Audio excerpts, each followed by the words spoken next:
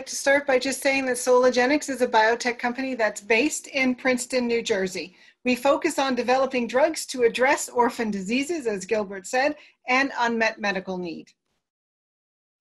Before I begin today, please note that comments made will contain forward-looking statements involving risks and uncertainties regarding operations and future results. Please review the company's past and future filings with the SEC, which identify factors that may cause actual results or events to materially differ.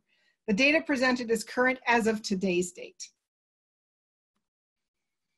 Let's just start with a little bit of background on Soligenix. Like I said, we're a late-stage biopharmaceutical company. We have two business segments that we focus on. The first is specialized biotherapeutics, where we're dedicated to the development of products for orphan disease and areas of unmet medical need in oncology and inflammation, and a public health solutions segment, where we focus on vaccines and therapeutics for military and civilian application. Here we focus on vaccines, thermostabilized vaccines specifically for ricin exposure, Ebola, Marburg, and now COVID-19, as well as emerging and antibiotic-resistant infectious disease. To give a bit of a highlight to our company, we have multiple products, and they are fast track and orphan designated, and each of them holds significant potential for commercial return. We do have 3 phase 3 assets, but most importantly, 2 of these assets are very advanced. So our cutaneous T-cell lymphoma program has now achieved primary endpoint in its phase 3 study. The phase 3 study is the last study needed prior to applying for marketing authorization and commercialization.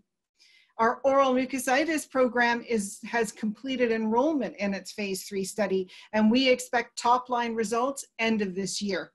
We do have another phase 3 asset, which is ready to start phase 3 studies, but further work is contingent on additional funding or partnership.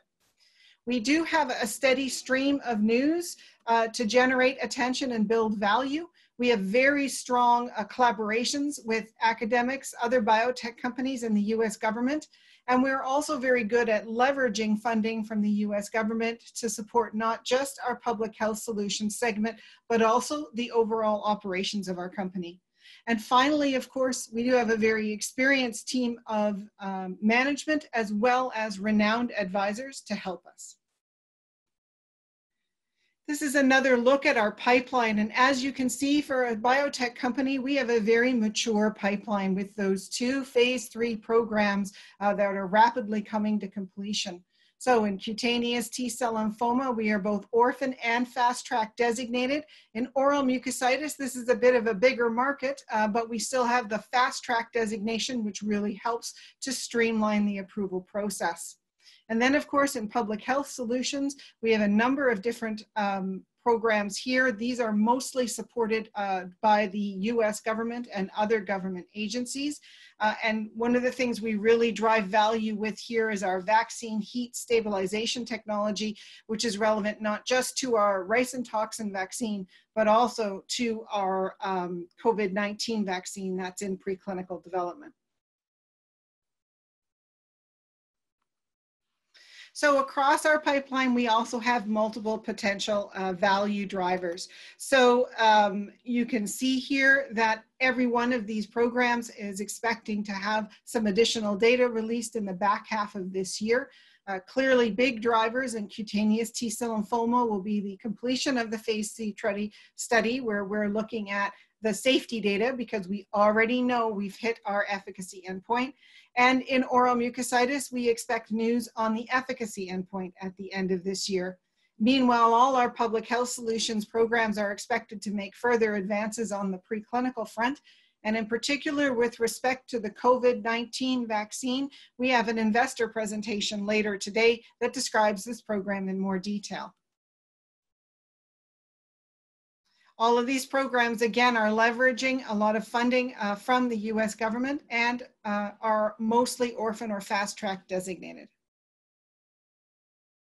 The market potential for these programs is substantial. So it ranges from 500 million plus in oral mucositis down to about 200 million in some of the other indications.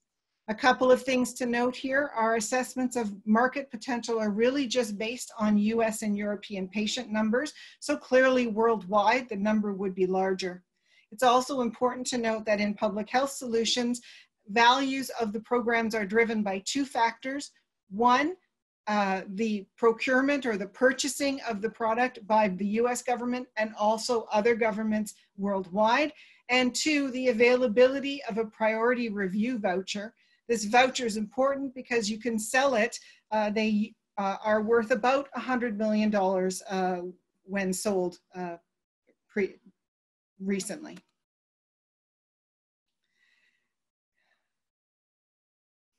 So then I'd like to focus a little bit on our specialized biotherapeutics aspects, since these are our most advanced programs. Again, the first of these, cutaneous T-cell lymphoma, is treating a cancer. The second of these, oral mucositis and head and neck cancer, is treating a side effect of cancer treatment. And we'll talk about both of these in a bit more detail. Our other programs, which are also SGX-203 ready to start phase 3, again, these are contingent on some additional funding, so I won't speak about these in detail today. In the context of cutaneous T-cell lymphoma, this is a cancer. It's a little bit of an unusual cancer because it's really a chronic cancer. So what I mean by that is this is a type of non-Hodgkin's lymphoma, and the cells that are mutating, that are not behaving correctly, are the T cells.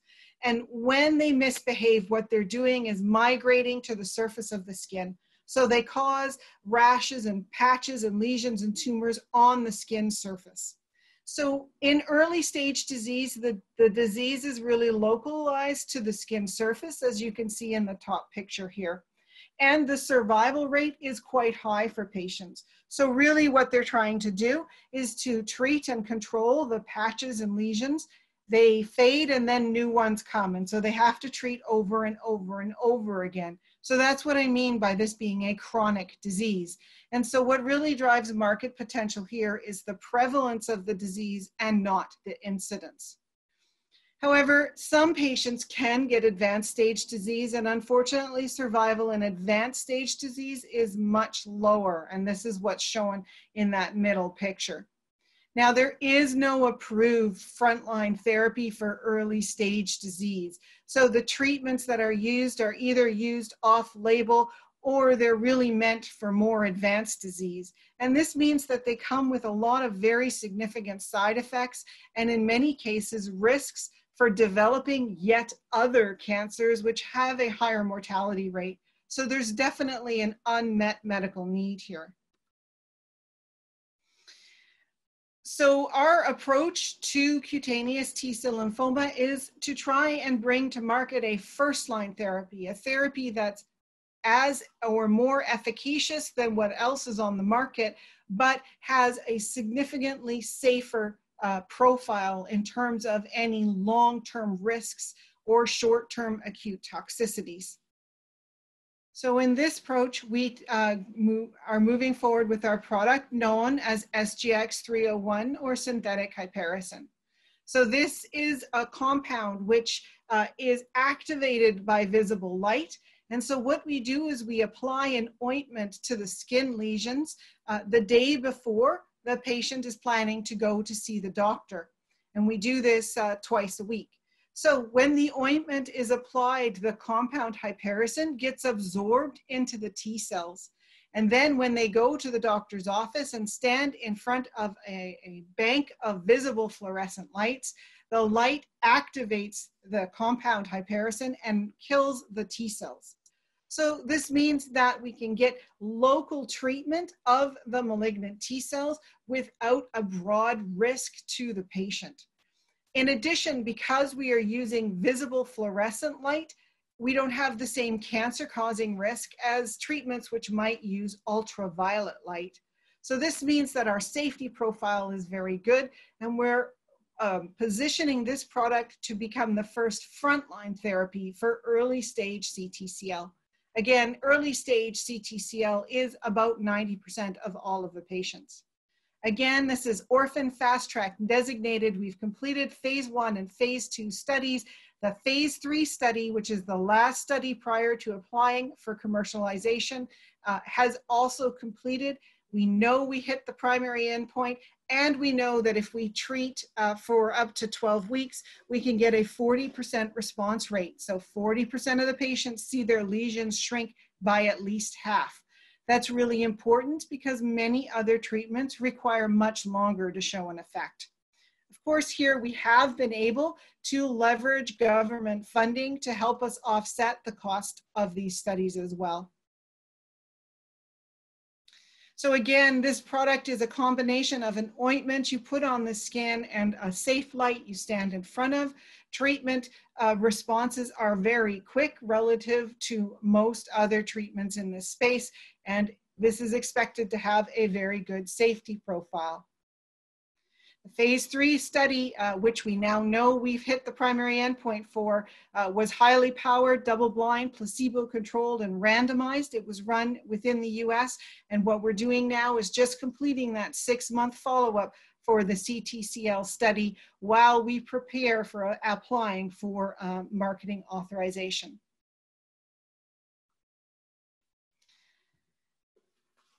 So our applications for marketing authorization are really going to be focused in the US initially and then broaden out to other jurisdictions. And we're actively pursuing partnerships in various jurisdictions. Our other program is our oral mucositis program. Oral mucositis is a side effect of cancer, and it causes really intense pain in your mouth and in your gastrointestinal tract. This can mean that patients will stop eating and or drinking, and that's very serious because the pain is so bad that even opioids won't get rid of it. The patients will might eventually decide to stop their cancer treatment. So this comes with a lot of hardship for the patients, a reduction in their quality of life, a lot of concern for the physicians because they really want the patients to finish their cancer treatment, and also a significant pharmacoeconomic cost, as the complications of oral mucositis often result in hospital admissions. There is no approved drug for oral mucositis, not just in head and neck cancer, but in any solid tumor cancer. And so this is really an unmet medical need. Oral mucositis, we now know, is characterized by 2 steps.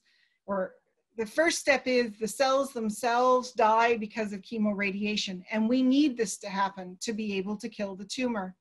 But when those cells die, they send out inflammation signals, and the innate immune response responds with a lot of inflammation, which makes the damage worse.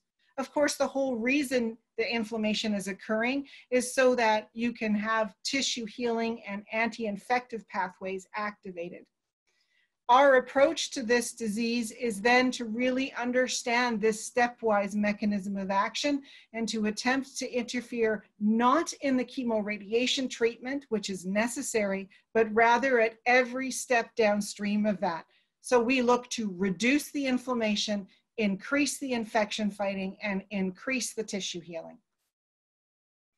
The way we attempt to do this is by using Desquitide. This is a first-in-class injectable drug. It's given as a 4-minute IV infusion to the patients twice a week. It's very clinically convenient. There is, again, no approved drug here, so if we can bring this forward, we would be the only approved drug in the space for any solid tumor. We do have an exclusive commercial collaboration here with Cyclone in China. Again, this product is fast track designated. We've completed phase 1 and phase 2 studies where we showed statistically significant results, and we used the phase 2 study to design our phase 3 study, which I'll describe in a moment. Again, we've had success in leveraging some US government funding to offset the costs of this program.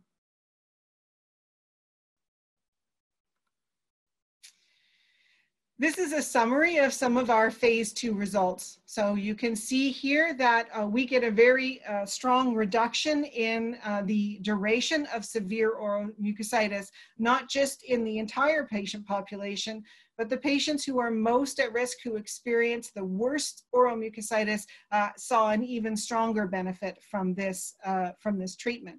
Not only do we impact severe oral mucositis, but we also impact ulcerative or less severe oral mucositis.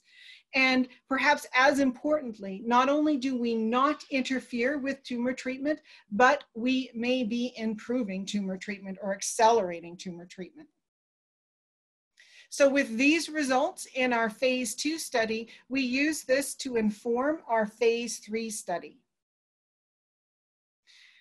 Our phase 3 study was designed to be a double-blind, placebo-controlled, randomized trial. It was very highly powered with subjects enrolled not only in the US, but also in Europe.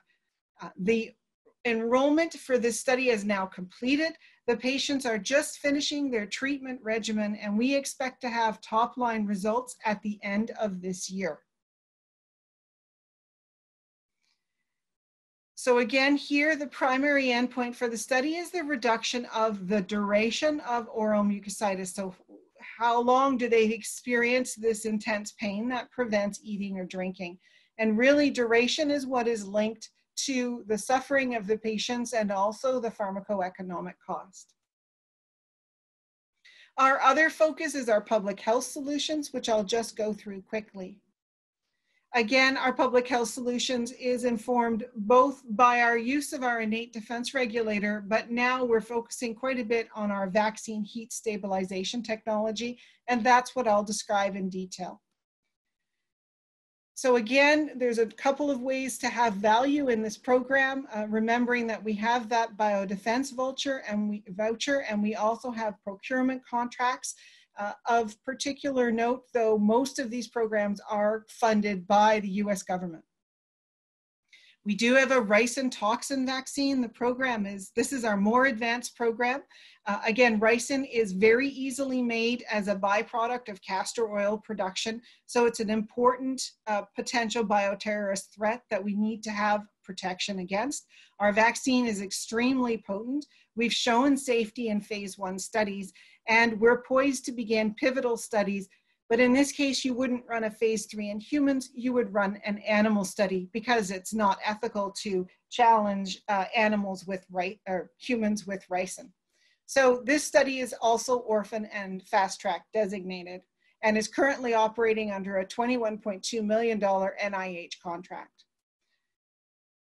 Our other program uses the similar heat stabilization technology, but instead of focusing on a toxin, we're instead focused on viruses. Now, we do have a lot of history here working in the space of Ebola and Marburg viruses, but more recently we have moved obviously to COVID-19.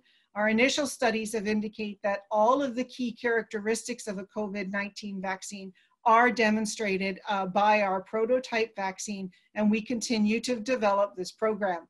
Again, we do have an investor call later today, which will afterwards be available on our website, describing this program in more detail.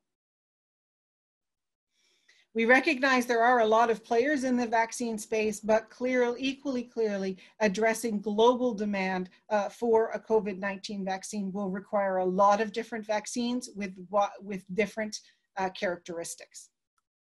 And here we think that our thermal stabilization is particularly important. Just as a reminder, we do have a very experienced management and board of directors, including experience in drug development, marketing authorizations, and commercialization. And finally, just to sum up, again, we do have multiple products with fast track or orphan designation. All of them have significant potential for commercial return. We have 2 very advanced phase 3 programs. One has already achieved its primary top-line result. The other is expected to have primary results at the end of this year. We continue to release a steady stream of news. We have value drivers lined up for the end of this year. We have strong collaborations with biotech, academics, and government agencies. And we are very good at accessing non-dilutive funding to cover our operating expenses as well as funding our public health solutions segment. So thank you for your time today, and I'm happy to take any questions. Hi, we're running short on time, but so let me squeeze in a couple of questions here. One's from Bruce. Before the pandemic lockdown, your stock price did quite well. So any reasons why would that happen? You know? I think there's just a natural fluctuation, of course, both in the market because of all the volatility and also in general in biotech. That being said, I think we've seen some really strong responses to our recent CTCL results, especially the combination of cycle 1 and cycle 2. And we're anticipating, again, good results at the end of this year for our oral mucositis program. Thank you. And the final question, a couple of sources asking, is there any comparisons in terms of the companies that they can compare, maybe bigger size of the companies that to Soligenix that they can compare? So that's a difficult question. We have a very mature product pipeline compared to most companies our size. So in that, from that perspective, it's not necessarily the best comparison. I think I would certainly look at some of the other metrics when comparing our company. Sure. Thank you for your time, Aureola. So thank you for your speech.